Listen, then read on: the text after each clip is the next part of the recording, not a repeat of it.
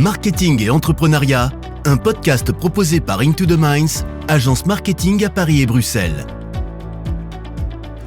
Rendre le bio accessible à tous. C'est la mission que s'est fixée Emna Everard, la cofondatrice de Casidomi. Au micro de Pierre-Nicolas Schwab, elle évoque le développement de sa société et les challenges associés au lancement d'un nouveau business model. Bonjour et bienvenue dans ce nouveau podcast. Aujourd'hui, je reçois Emna Everard. C'est la cofondatrice de Casidomi. Bonjour Emna. Bonjour. Et avant toute chose, je pense qu'il n'est pas inutile de rappeler ce qu'est Casidomi, la société que vous avez fondée en 2017. Oui, bien sûr. Alors, Casidomi, c'est un site e-commerce qui propose des produits sains, de l'alimentaire, des cosmétiques, des produits d'entretien, etc. Et tout ça à prix réduit. Comment est-ce qu'on fait pour proposer tous ces produits à prix réduit? En fait, on fonctionne un petit peu différemment du retail classique. On a une carte de fidélité, un abonnement qui coûte 100 € par an et qui donne accès à des réductions sur tous les produits du site. Ce qui fait en fait que nous, on se rémunère en tant qu'entreprise sur la vente de ces abonnements et non plus sur la vente des produits comme le fait le retail classique, justement. Donc c'est tout à fait disruptif pour ce qui existe actuellement. Voilà, c'est clairement un business model qui n'existe pas pour le moment dans le retail et qui change de ce qu'on a l'habitude de trouver. Alors comment vous est venue l'idée de Casidomi, et peut-être que vous pouvez aussi nous expliquer d'où vient le nom Casidomi. Oui, alors pour le nom, ça vient du latin quasi-domi, donc comme à la maison, comme chez soi. Cette volonté était vraiment de rendre tous les produits sains, etc. et donc de faire en sorte que l'utilisateur, le consommateur, puisse faire confiance et arrive sur le site en se disant « mais je peux faire mes achats les yeux fermés ». Et alors au niveau de l'origine de Casidomi, pourquoi est-ce que j'ai lancé cette société? En fait, moi je suis née dans une famille où mes parents sont spécialisés dans tout ce qui est nutrition et donc j'ai baigné dans le milieu de l'alimentation saine, du sport, etc. depuis très très jeune. Et pendant mes études dans une école de commerce à Bruxelles, eh bien, j'ai décidé de me lancer dans l'entrepreneuriat en tenant compte de ces passions. Et donc, c'est comme ça que l'idée de faire un site e-commerce proposant des produits sains, tous sélectionnés par des experts de la santé, m'est venue. La première version du site a été mise en ligne quand j'étais encore étudiant, donc c'était un petit peu la bataille entre les cours et l'entrepreneuriat. Et assez rapidement, en fait, je me suis rendu compte que le prix était un problème pour pas mal de clients, notamment le public un petit peu plus jeune qui n'a pas forcément les moyens d'aller dans les magasins bio faire ses courses et qui veut très souvent s'alimenter plus sainement. Et donc, c'est comme ça qu'on a eu l'idée avec mon associé Alain de proposer une formule d'abonnement pour réduire les prix. Et en fait, c'est à ce moment-là que la société a vraiment commencé à démarrer, qu'on a commencé à avoir des utilisateurs très, très fidèles avec des paniers d'achat plus élevés, etc. Et l'idée était concentrée sur le bio dès le départ, ou est-ce que vous recherchiez vos marques, vous recherchiez... Alors, l'idée n'était pas de se concentrer sur le bio, mais plutôt sur l'aspect sain. Aujourd'hui, le consommateur a tendance à penser que tout ce qui est bio est sain, mais c'est pas forcément le cas. Ce qu'on fait, nous, c'est qu'on a un process assez strict au niveau de la sélection. On a plein de critères d'exclusion sur le site. Donc, typiquement, on va pas accepter le sucre raffiné, l'huile de palme, toute une série de conservateurs, même si ces produits sont bio. Donc, nous, on va d'abord regarder l'aspect sain. Si c'est bio, ben forcément, c'est un plus. Et aujourd'hui, il y a plus de 50% du catalogue qui sont des produits bio, autant dans l'alimentaire, dans les cosmétiques, etc. Mais ce qu'on constate, c'est que c'est pas possible de toujours avoir du bio. Par exemple, dans les compléments alimentaires et les cosmétiques, très souvent, on retrouve 90% des produits qui sont d'origine naturelle, mais pas tout. Alors que dans l'alimentaire et en particulier dans le catalogue de Casidomi, bien là, on va avoir plutôt 90% en fait des produits qui sont des produits bio. D'accord. Alors, le secteur du bio, il est en plein boom, donc votre entreprise, elle est juste positionnée au bon moment sur le bon créneau. En 10 ans, les dépenses des ménages sont passées en Belgique de 250 € en 2008, plus de 800 € par ménage en 2018, donc on a plus qu'un triplement. Qu'est-ce qui est important pour tirer son épingle du jeu dans un secteur qui, forcément, attise les convoitises? Alors, ce qui est important, c'est d'éduquer le consommateur parce qu'aujourd'hui, il y a de plus en plus de ménages justement qui veulent consommer plus sainement, qui veulent consommer bio, mais en fait, c'est pas toujours facile. Typiquement, si le consommateur veut de la farine alternative à la farine de blé, il va devoir acheter de la farine d'épeautre, la farine de sarrasin. C'est pas simple, on sait pas comment les cuisiner, etc. Donc, ça, c'est un exemple, mais il y en a toute une série d'autres parce que les produits bio sont chaque fois un petit peu différents de ce qu'on a l'habitude de retrouver. Et donc, c'est super important d'aller expliquer d'abord pourquoi ces produits sont meilleurs que les produits non bio ou les produits non sains, et ensuite comment les utiliser en association avec tel ou tel produit, proposer des recettes, du contenu, typiquement chez Casidomi, eh bien nous, on a énormément par exemple, d'articles de blog, on a énormément de recettes, etc., sur chaque produit pour expliquer en fait aux clients comment les utiliser, comment les consommer, pourquoi ils sont meilleurs que d'autres. Et donc ça, c'est ce qu'on fait sur le site. Et en dehors de tout ça, on a toute une série de canaux comme les newsletters, les réseaux sociaux, etc., pour également éduquer ce consommateur. Qui est-ce que vous touchez? Parce que le discours que vous tenez, c'est un discours qui est relativement spécialisé, qui s'adresse à des gens qui connaissent. Est-ce que vous n'avez pas peur de toucher la portion congrue du marché, ceux qui sont déjà convaincus, et de ne pas toucher les autres? Alors non, pas du tout. Au contraire, on a énormément de clients qui n'étaient pas du tout des clients qui avaient l'habitude de faire leurs courses typiquement dans les magasins bio et qui sont des personnes qui ont envie de vivre mieux, de se sentir mieux dans leur peau et donc qui ont envie d'aller vers ça, mais qui ne savaient juste pas. Et grâce à Casidomi, eh bien, on essaie vraiment de simplifier en fait le processus d'achat, de leur faire des propositions de panier, etc., pour justement faciliter tout ça et détruire en quelque sorte les barrières des gens qui font leurs courses dans le retail traditionnel et qui savent pas quels produits ils pourraient consommer plus sainement. Alors justement, le retail traditionnel, on va en parler maintenant. Dans quelle mesure est-ce qu'il vous fait de l'ombre et quels sont les facteurs de différenciation que vous mettez en avant pour que les gens choisissent plutôt Casidomi qu'un retailer classique? Alors, je dirais que le facteur le plus important, c'est la confiance, en fait. Après la guerre, qu'est-ce qui s'est passé? Eh bien, les gens ont eu peur de plus avoir assez pour se nourrir, et cetera, parce que c'est ce qui s'était passé pendant la guerre et donc on a commencé à surproduire, on a commencé à mettre des OGM, des conservateurs, et cetera, pour s'assurer que, voilà, les produits restaient en bon état, avaient des dates de péremption les plus longues possibles, et cetera. Et en fait, petit à petit, le consommateur s'est rendu compte de tout ça et le retail a perdu, en fait, la confiance du consommateur parce qu'il y a eu de plus en plus d'études, il y a eu des scandales. La presse a joué un jeu là-dedans aussi pour expliquer, en fait, que les OGM, c'était pas bon, que les conservateurs, bien, de temps en temps, c'était vraiment nocif, ça pouvait mener jusqu'à des cancers, et cetera. Et donc, face à ce constat, eh bien, les consommateurs, petit à petit, ont voulu se tourner vers d'autres alternatives. Et donc, c'est comme ça qu'on a vu apparaître les magasins bio, les e-commerce bio, les magasins où on peut faire ses courses en vrac de produits naturels, les marchés, et cetera. Et ce qu'on essaie vraiment de faire chez Casidomi, c'est de rendre ce process d'achat super transparent en expliquant non seulement pourquoi ces produits sont sains, pourquoi est-ce qu'on a choisi de les mettre sur Casidomi, en expliquant l'origine, et cetera, en favorisant les produits qui sont respectueux de l'environnement notamment. Et donc c'est là qu'on se différencie clairement du retail traditionnel en prouvant aux consommateurs que s'ils viennent chez nous, eh bien ils peuvent faire confiance et ils savent qu'il n'y aura pas de tromperie, de conservateurs ajoutés, et cetera. Votre entreprise a levé 1 million d'euros cette année, en 2020.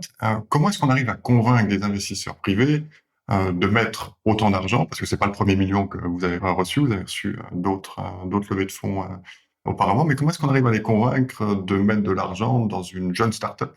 Je dirais le premier aspect, c'est l'équipe. Aujourd'hui, les gens investissent dans les personnes et dans les compétences de ces personnes. Et donc, c'est important de démontrer qu'on a une bonne équipe en place, non seulement des gens qui sont passionnés, mais aussi des gens qui ont clairement les aptitudes, en fait, pour développer le business, qui ont les aptitudes relatives aussi au secteur, etc. Donc ça, c'est le premier aspect. Le deuxième, c'est le sens. Et ça, on a tendance parfois à l'oublier, mais le sens, c'est quelque chose d'important. Casidomi, ça reste une plateforme avec des produits sains qui essaient de démocratiser leur accès. Et donc, c'est clair que eh bien, les valeurs sont plus fortes, etc., que d'investir dans un autre projet quelconque. Et donc, ça, c'est le deuxième point. Et le dernier point, c'est la vision qui est très, très importante. Forcément, les investisseurs, ils investissent pas pour s'amuser. Ils veulent aussi qu'il y ait un projet derrière, qu'il y ait des objectifs à atteindre, etc. Et donc, ils vont demander quelle est la vision, quels sont les objectifs de long terme, quelle doit être la croissance, etc. Alors justement, quelle est la vision?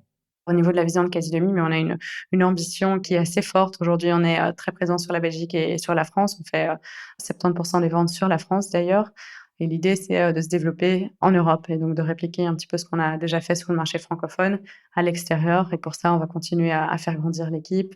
On va continuer à investir dans le catalogue, notamment dans notre marque propre et finalement dans l'équipe, bien sûr. Est-ce que vous pensez que vous êtes bien placé pour remporter ce match? Je remets ma petite casquette de docteur en marketing. Ouais. Les études montrent que c'est généralement pas le premier entrant qui a le dernier mot et qui gagne la bataille. Généralement, il arrive avec une idée disruptive, mais qui est accaparée ou volée par d'autres qui font mieux. Oui, bien sûr, et c'est un marché qui est très, très compétitif. Hein. De manière générale, il y a l'e-commerce, c'est pas très, très difficile d'aller développer un e-commerce, donc c'est important de trouver des éléments sur lesquels on se différencie. Un des éléments, eh bien, ça va être le prix. Un autre, ça va être la communauté qu'on a réussi à construire parce qu'une fois que les clients sont chez nous, eh bien, ils ont plus envie d'aller ailleurs et ils ont un intérêt, en fait, à revenir, sur Casidomi. La marque propre, aujourd'hui, on a 200 produits en marque propre qu'on retrouve nulle part ailleurs dans le retail et il y a des gens qui viennent parce qu'ils aiment la qualité de nos produits, il y a une bonne sélection qui a été faite et cetera. Donc on ne sait jamais de quoi le futur est peut-être fait, bien évidemment, mais aujourd'hui, je suis assez confiante sur le fait que Casidomi a encore beaucoup de potentiel et le marché est énorme et donc je dirais qu'il y a la place pour d'autres entrants, il n'y a pas juste la place pour nous et qu'on a encore beaucoup de parts qu'on peut prendre. Alors justement, les clients reviennent, vous nous dites. Quelle part de clients est fidèle et comment est-ce que vous mesurez cette fidélisation? Alors en fait, la plus grande majorité des clients sont, des clients fidèles. Plus de 85 des clients sont des clients récurrents. Pourquoi? En fait, parce qu'ils ont pris cet abonnement qui, je le rappelle, est donc cette carte de fidélité qui leur donne accès à des ristournes.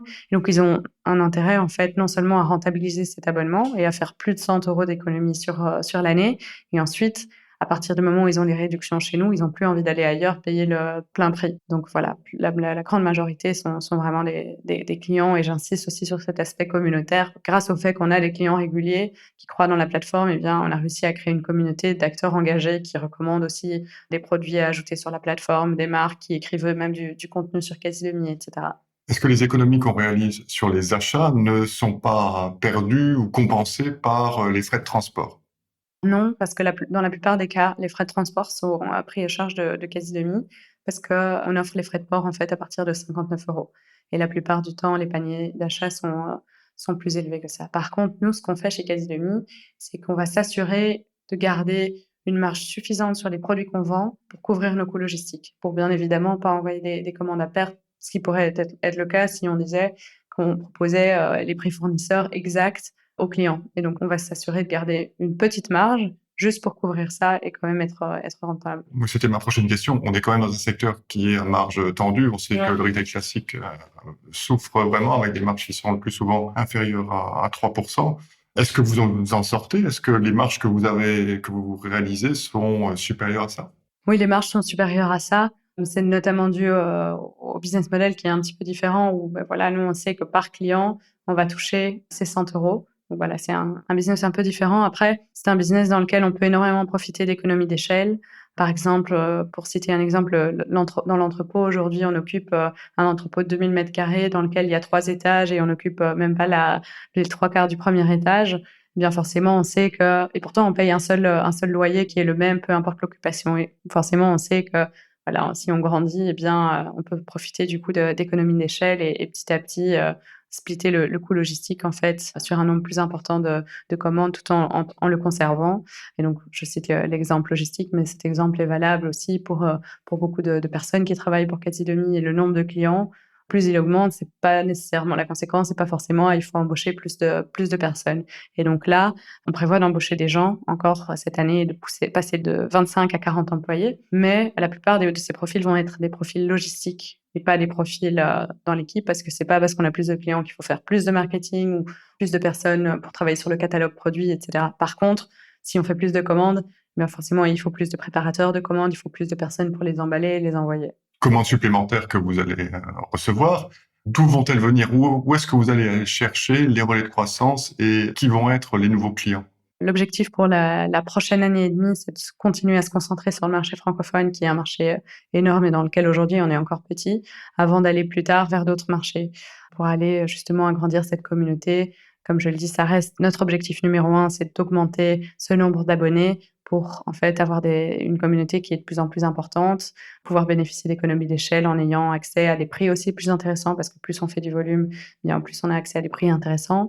Ce qui nous permet aussi par la suite d'aller démocratiser encore plus l'accès à ces produits sains en proposant des ristournes un peu plus élevés aussi aux clients. Est-ce que vous n'avez pas peur que les retailers classiques, à un moment, se retournent contre vous et se vengent? Ils pourraient le faire. Après, je sais pas de quelle manière. Chacun a un petit peu son business model. Après, si on prend l'exemple de Colruyt, c'est ce qu'ils font, hein, ils cassent les prix, ils proposent les meilleurs prix sur le marché. Et c'est pas pour autant que Carrefour est en train de se venger. Donc voilà, il y a des acteurs différents avec des business models différents. Je doute très fort que Carrefour demain se dise: «Ah, on va aussi mettre en place un système d'abonnement et on dit non à toutes les marges qu'on fait sur les produits qu'on vend». Donc voilà, chacun a un petit peu son positionnement et comme je le disais, le milieu du retail, le milieu du bio, c'est un marché qui est énorme et dans laquelle il y a de la place pour plusieurs acteurs. Donc vous l'avez dit, vous pourriez passer de 25 à 40 collaborateurs au cours de l'année 2020, des profils essentiellement logistiques.